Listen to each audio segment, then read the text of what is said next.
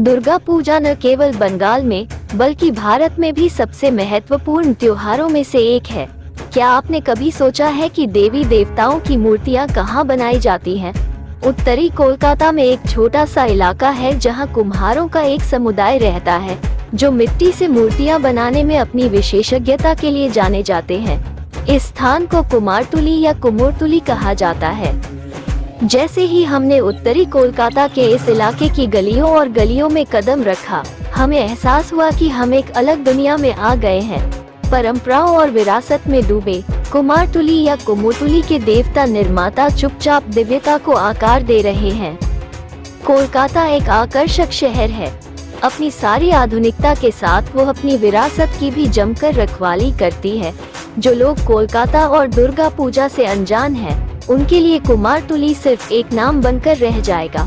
लेकिन हमारे लिए कुमारटुली एक ऐसी जगह है जहां इतिहास, विरासत और दिव्यता एक दूसरे में सहज रूप से विलीन हो गए हैं। दुर्गा पूजा कोलकाता का सबसे प्रसिद्ध त्योहार है। उत्सव के इन 5 दिनों के दौरान कोलकाता सबसे अच्छे तरीके से सजता है और उसके निवासी भी। दुर्गा पूजा अब हिंदुओं का धार्मिक त्योहार नहीं रह गया है, बल्कि यह एक कार्निवल और सामाजिक त्योहार बन गया है और कुमारटुली का दुर्गा पूजा से अटूट संबंध है। कुमारटुली एक अद्भुत जगह है। सोवा बाजार और अहिरी टोला के बीच गलियों की भूल भुलैया में प्रतिभाशाली कारीगर लगातार अपनी उत्कृष्ट कृतियों का निर्माण कर रहे हैं और देवी देवताओं को धरती पर ला रहे हैं। पड़ोस न केवल मूर्तियां बनाने वाले कुम्हारों का समर्थन करता है, बल्कि मूर्ति बनाने की प्रक्रिया से जुड़े कई अन्य कारीगरों और व्यापारियों का भी समर्थन करता है। मूर्तियों को सजाने के लिए उपयोग किए जाने वाले अलंकरण और अलंकरण बेचने वाली छोटी दुकानें हैं, जबकि कुछ दुकानें कपड़े बेच रही हैं, जिनका उपयोग मूर्तियों पर साड़ी और धोती के रूप में किया जाता है। कुमारटुली बंगाल में दुर्गा मूर्तियों का सबसे बड़ा केंद्र था और अब भी है।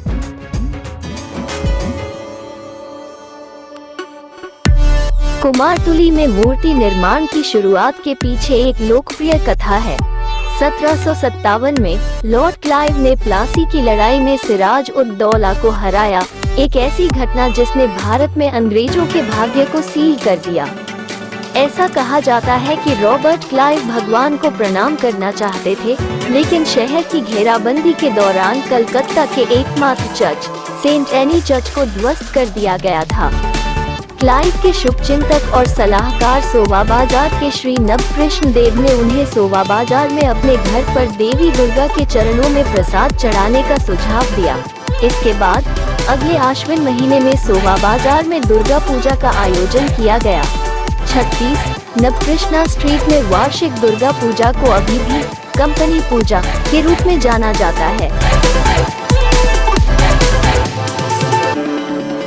कुम्हार मुख्यतः कृष्णा नगर और नवद्वीप जैसे क्षेत्रों में बसे हुए थे। जैसे ही कलकत्ता में दुर्गा पूजा शुरू हुई, इन कुम्हारों को देवी की मिट्टी की मूर्तियां बनाने के लिए बुलाया गया। कुम्हार उन घरों में रहते थे जहां मूर्ति बनाई जाती थी ताकि काम पूरा किया जा सके।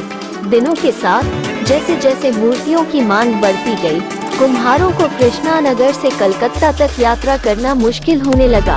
उन दिनों यात्रा करना आसान नहीं था। आज की तरह लोकल ट्रेनें और बसें उपलब्ध नहीं थी। उन्होंने अपने परिवार और मूर्ति निर्माण में सहायता करने वाले अन्य कलाकारों के लिए निवास स्थान का अनुरोध किया। कुम्हारों को कुमारटुली में जगह दी गई और इस तरह ये स्थान कला का केंद्र बन गया।